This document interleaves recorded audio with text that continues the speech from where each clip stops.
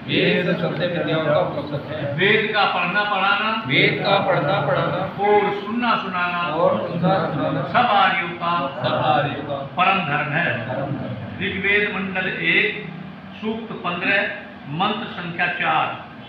मंत्र का विषय है अग्नि का सोमपान। ओम अग्ने देवाम इहा वह साधया योनिषु त्रिषु परिभूत पिब ऋतुना। हे अग्नि, प्रगतिशील जीव, तू ही इस मानव जीवन में देवों का आवाहन करने वाला बन। तू अपने जीवन में दिव्य गुणों को धारण कर। वस्तुतः अच्छाइयों को धारण करना ही आगे बढ़ना है। तू त्रिषु योनिषु, इंद्रियां, मन व बुद्धि रूप तीनों स्थानों में इन देवों को साधिया बिठा। ये तीनों स्थान प्रमाद करने पर असुरों के निवास स्थान बन जाते हैं। इस इंद्रियाणि मनोबुद्धिर्यसाधिष्ठान न मुच्यते है। इस गीता 3:40 के वाक्य के अनुसार इंद्रियां, मन और बुद्धि ही काम के अधिष्ठान बनते हैं। प्रगतिशील जीव इन तीनों को देवों का अधिष्ठान बनाता है। अब खाली न होने के कारण ये असुरों के अधिष्ठान नहीं बनते। इस प्रकार इन 3 स्थानों में देवों को बैठाकर तू परिभूष अपने जीवन को अलंकृत कर। इस सब के लिए तू ऋतुना पिब, समय रहते सोमपान करने वाला बन। भावार्थ, प्रगतिशील जीव वह है जो इंद्रियों, मन व बुद्धि को दैवी संपत्ति से सुरक्षित करता है। ऐसा करने के लिए वह सोमपान करता है। शक्ति की रक्षा ही सोमपान है। सूचना, शक्ति की रक्षा होने पर इस व्यक्ति के जीवन में प्राणों में अभय व तेज का विकास होता है। इसका मन सतत्व, संशुद्धि, दम, सत्य, अक्रोध, शांति, एलोलुप्त्व, क्षमा व तृप्ति से युक्त होता है। इंद्रियां ज्ञान में योग की व्यवस्थिति वाली होती हैं। ज्ञानेंद्रियां ज्ञान प्राप्ति में लगी रहती हैं तो कर्मेंद्रियों से कर्म योग चलता है। इसके हाथ में दान, यज्ञ, अहिंसा, त्याग, अचापल्य व शौच, पवित्रता रहते हैं। तो इसकी वाणी स्वाध्याय व अपशून्य से शोभित होती है। इसका शरीर तपस्वी है और हृदय सरलता, दया, मार्दव, हिरी, अद्रोह व नातिमानिता से सुशोभित है। इस प्रकार अग्नि ने अपनी इंद्रियों, मन व बुद्धि को देवों का अधिष्ठान बनाया है। अगले मंत्र का विषय है ब्राह्मण राधम अर्थात ब्रह्म संबंधी संपत्ति। ओम ब्रह्मन्नादिन्द्रः राधसः पिबा सोम मृत्युरणु तवेद्धि सख्यमस्त्रतम। गत मंत्र में सोमपान से दैवी संपत्ति की प्राप्ति का उल्लेख था। उस दैवी संपत्ति को प्राप्त करके यह सोमपान करने वाला ब्रह्म संपत्ति को प्राप्त करता है। हे इंद्र, जितेंद्रिय पुरुष, तू ब्रह्मनाथ, ब्रह्म संबंधी, राधसय, धन के दृष्टिकोण से ब्रह्म संपत्ति को प्राप्त करने के लिए ऋतून अनु, समय का ध्यान करके, सोमम पिब, सोम का पान कर। यौवन में ही तू शक्ति का संचय करने से हमें इस जीवन में ही अवश्य ब्रह्म संपत्ति प्राप्त होगी। ऐसा होने पर तब तेरा इत ही निश्चय से सख्यम, ब्रह्म के साथ सख्य, अस्तित्वम, अविच्छिन्न होता है। तू ब्रह्म से निरंतर मैत्री वाला होता है। जो भी व्यक्ति शरीर में इस सोम की रक्षा करता है वह उस सोम प्रापक प्रभु से अभिन्न मैत्री वाला होता है। यही ब्रह्म संबंधी संपत्ति है। इस संपत्ति को प्राप्त करने के उद्देश्य से हमें समय पर ही सोम की शरीर में रक्षा करनी चाहिए। भावार्थ, शरीर में शक्ति के रक्षण से ब्रह्मी संपत्ति प्राप्त होती है। इस संपत्ति को प्राप्त करके जीव ब्रह्म इव हो जाता है। अगले मंत्र का विषय है यौवन में यज्ञ। ओम यूयम दक्षम धृतव्रत मित्रावरुणा दूर्भम ऋतुना यज्ञमासाथे। गत मंत्र में यह स्पष्ट था कि हम यौवन में ही संयमी जीवन बनाने का प्रयास करेंगे तो इस मानव जीवन में प्रभु की अविच्छिन्न मित्रता को प्राप्त कर सकेंगे। इसी प्रकार प्रस्तुत मंत्र में कहते हैं कि हमें यज्ञों को बूढ़ा होकर ही नहीं करना। धर्म बुढ़ापे के लिए नहीं है, अपितु यौवन में ही हमें जीवन को यज्ञ में बनाना है। हे धृतव्रता, धारण किया है व्रत जिन्होंने, ऐसे मित्रावरुणा, मित्र और वरुण देवों स्नेह और निर्द्वेषता के दिव्य गुणों, युवम आप दोनों, ऋतुना समय से अर्थात समय बीतने से पूर्व ही यज्ञम यज्ञ को आशा थे प्राप्त करते हो, जो यज्ञ दक्षम बल की वृद्धि करने वाला है और दूर्भम हिंसित होने वाला नहीं है। यहाँ मंत्रार्थ में निम्न बातें ध्यान देने योग्य हैं। जिन्होंने व्रत धारण किया है ऐसे मित्रावरुणा हमें जीवन में यज्ञ को प्राप्त कराने वाले हों। वस्तुतः मनुष्य का सर्व महान व्रत यही होना चाहिए कि मैं स्नेह से चलूंगा, किसी से द्वेष न करूंगा। यह व्रत हमारे जीवन में शक्ति को बढ़ाने वाला होता है। दक्षम, और यह व्रत हमें हिंसा से बचाने वाला है। दूर्भम, यदि हम यौवन में ही स्नेह व निर्द्वेषता के व्रत को धारण करते हैं तो यह हमारा उचित समय पर होने वाला यज्ञ हो जाता है। वृद्धावस्था में जाकर हम निर्द्वेषता व स्नेह का पाठ पढ़ें तो क्या पढ़ें, जीवन तो अयज्ञ ही बीत गया। भावा, हम यौवन में ही स्नेह व निर्द्वेषता का व्रत धारण करें। यह हमारे बल का वर्धक व हमें हिंसित न होने देने वाला होगा। अगले मंत्र का विषय है यज्ञों में देवोपासन। ओम द्रविणोदा द्रविणसो ग्रावहस्तासो अध्वरे यज्ञेषु देव मीडते। द्रविणोदा, द्रविण व धन को देने वाले और धन को देने के लिए ही द्रविणस है, धन को चाहने वाले। ग्रावह हस्तास है, स्तुति ग्रावा जिनके हाथों में है, अर्थात यज्ञ आदि के द्वारा वह अपने नियत कर्म को करने के द्वारा प्रभु का क्रियात्मक स्तवन करने वाले। अध्वरे, इस हिंसा रहित जीवन में उन यज्ञेषु यज्ञों में देवम, यज्ञों के प्रकाशक व यज्ञों के साधनार्थ शक्ति देने वाले प्रभु को ईडते उपासित करते हैं। प्रभु के उपासक वे हैं जो जीवन को अध्वर हिंसा रहित बनाते हैं, जो धन देने के लिए ही धन की कामना करते हैं। द्रविणोदा द्रविणस, जो हाथों से प्रभु की स्तुति करते हैं, अर्थात जिनका स्तवन शाब्दिक न होकर क्रियात्मक होता है, जो प्रभु के गुणों का ही कीर्तन नहीं करते रहते अपितु प्रभु के निर्देशों का पालन भी करते हैं। इन यज्ञों को करते हुए इन यज्ञों को प्रभु से होता हुआ ही वे मानते हैं, अर्थात इन यज्ञों का गर्व नहीं करते। भावार्थ, हम धनों का दान करें, स्वधर्म पालन द्वारा प्रभु स्तवन करें, उत्तम कर्मों में सब सफलता को प्रभु से प्राप्त होता हुआ जानकर गर्वित न हो। धन्यवाद। अरविंद 2 बार धन्यवाद करना।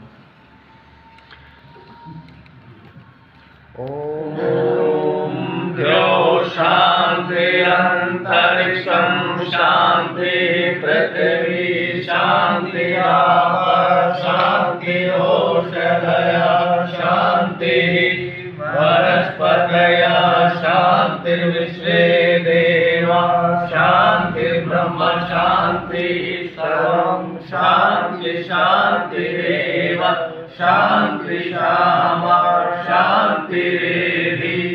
ओम शांति शांति शांति। वेद सब सत्य विद्याओं का पुस्तक है। वेद का पढ़ना पढ़ाना, वेद का पढ़ना पढ़ाना और सुनना सुनाना, और सुनना सुनाना सब आर्यों का सब आर्यों का परम धर्म है। परम धन है। ऋग्वेद मंडल 1 सूक्त संख्या 15 मंत्र संख्या 8। मंत्र का विषय है देव निमित्त धन।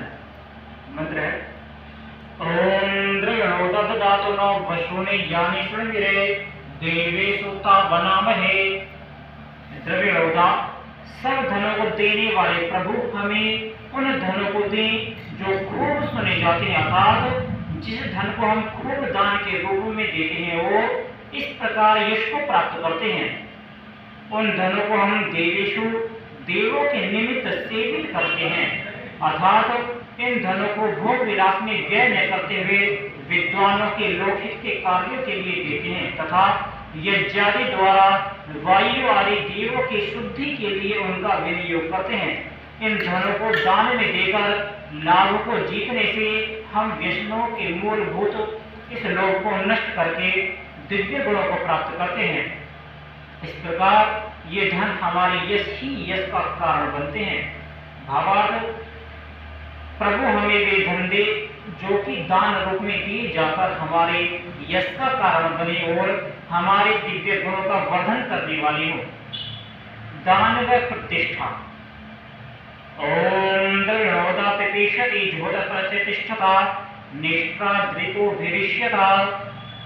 गत मंत्र में धनों को देवों के निमित्त न कि भोग के निमित्त प्राप्त करने का उल्लेख था। उसी बात को समर्थित करते हुए कहते हैं कि द्रविणोदा धनों का देने वाला ही पिपीषति स्वयं के पान की कामना करता है, क्योंकि धन को न देकर अपने भोग में ही उसका व्यय करने वाला तो वासनाओं का शिकार होकर स्वयं को अपव्यतीत कर बैठता है। वह स्वयं का शरीर में ही व्यापन नहीं कर पाता है।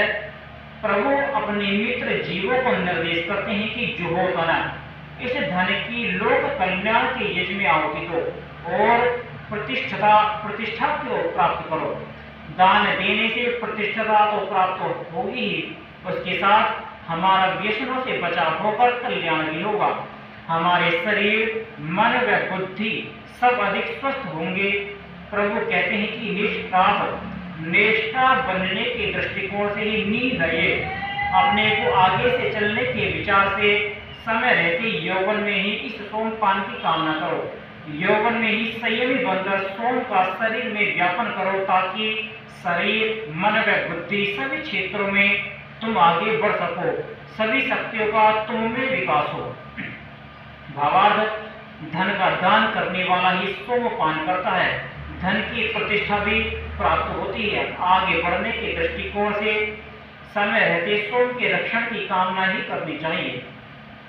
त्रियोपासना ओम यत्वा तुर्यमृतो द्रोणोदो यजामहे अदस्मानो तदिर्भवा। पृथ्वी लोक प्रथम लोक है, अंतरिक्ष द्वितीय, द्युलोक तृतीय तथा ब्रह्म तुर्य है। अतः मंत्र में कहते हैं कि द्रविणोदा धन के देने वाले प्रभु जो तुर्यम पृष्ठात पृथिव्याम अंतरिक्षम मारोह अंतरिक्षात दिव्यमारोहम दिवो नाकस्य पृष्ठात पर ज्योतिर्यज्ञेन गामहम। इस मंत्र में वर्णित तुर्य आपको ऋतु भी समय रहते यौवन में ही न कि समय के बीतने पर वार्धक्य में यजामहे उपासित करते हैं। अब हमारे लिए खूब देने वाले हो, हम जितना भी मांगे आप अधिक ही देने वाले हो। जब इस जीवन में हम शरीर को निरोगिता, मानस की पवित्रता व मस्तिष्क की दीप्तता का संपादन करके आत्म द्वारा एकत्व दर्शन अर्थात सर्वत्र उस देदीप्यमान ज्योति के व्यापन को अनुभव करने का प्रयास करते हैं, तब हमारे योग क्षेम के लिए आवश्यक सब धनों को वे प्रभु ही देते हैं। वे द्रविणोदा हैं, सब धनों को देने वाले हैं। नित्याभियुक्तों के पालन का उत्तरदायित्व तो ही उन पर है। भावार्थ हम उस तुर्य प्रभु का उपासना करें, वे प्रभु हमें सब धनों को प्राप्त कराएंगे। अश्विनी देवों का मधुपान ओम अश्विना विलम्बो दिग्नि सुजीवता ऋतुना यज्वाहशा। गत मंत्र के अनुसार हम तुर्य ब्रह्म का उपासन करने वाले होंगे तब, जबकि हम यौवन में ही सोम को सुरक्षित करने वाले बनेंगे।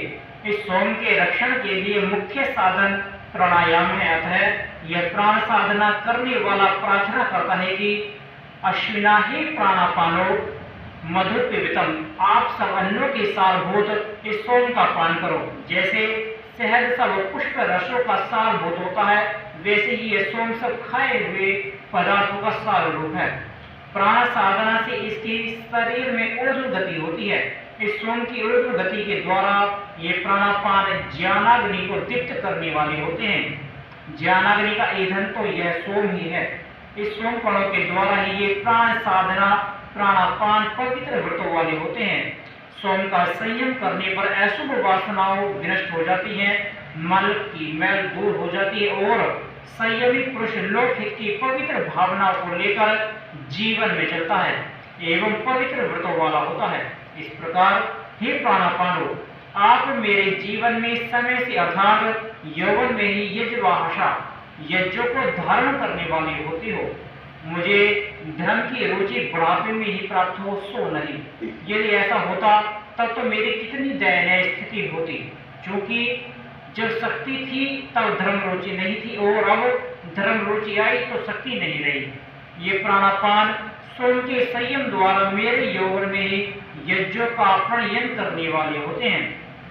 भावार्थ, प्राण साधना से सोम का संयम होने पर मेरे मस्तिष्क में दीप्त ज्ञानाग्नि होती है, मेरे हृदय में पवित्र व्रत होते हैं और मेरे हाथ यज्ञों का वहन करने वाले हों। यज्ञशील गृह मंत्र ओंकार पत्येन सत्यंत्या ऋतुना यजनी रशे देवान देव यजते रजा। हे संध्या, दान में उत्तम सब आवश्यक पदार्थों को देने वाले प्रभु, आप गाहर पत्येन गृहपतित्व के दृष्टिकोण से इसलिए कि मैं घर का उत्तम रक्षण कर सकूं, घर को बहुत ही उत्तम बना सकूं, मुझे समय से अर्थात यौवन का समय न बीत जाने पर ही यज्ञ को प्राप्त कराने वाले हैं। घर की वही सुंदर बनता है जो कि यज्ञशील पुरुष से युक्त हो। वैदिक संस्कृति में तो पत्नी का संबंध यज्ञों के साधन के लिए ही माना गया है। हे प्रभु, देव यते, देवों की भावना को अपनाने वाले मेरे लिए देवान यजा, दिव्य गुणों को मेरे साथ संगत कीजिए। इस दिव्य गुणों को अपनाते हुए मैं सर्व महान देव आपको भी प्राप्त कर सकूं। भावार्थ, प्रभु कृपा से हम में यज्ञ की वृद्धि हो, हमारा घर सुंदर बने, उस प्रभु देव को प्राप्त करने की कामना वाले हम दिव्य गुणों को अपनाएं। विशेष इस युक्त में मुख्य भाग यौवन में ही संयमी बनकर सोम का पान करना, शक्ति की रक्षा करना है। इसके लिए प्रथम उपाय इंद्र बनना अर्थात जितेंद्रियता है, दूसरा साधन प्राण साधना है, तीसरा साधन उत्तम कर्मों में लगे रहकर आगे बढ़ना। ऐसा करने पर हम शरीर, मन व बुद्धि में उत्तम गुणों को स्थापित कर पाएंगे। इसी से हम ब्रह्म संपत्ति को भी प्राप्त करेंगे। ये ब्रह्म हमें सब धनों को देंगे। हम उन धनों का विनियोग दान आदि उत्तम कर्मों में करेंगे। हम धन में आसक्त न होकर उस प्रभु का ही उपासना करेंगे।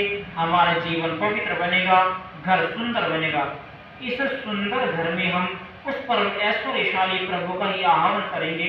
इस भावना से ये सूत्र यही समाप्त होता है। ठीक है,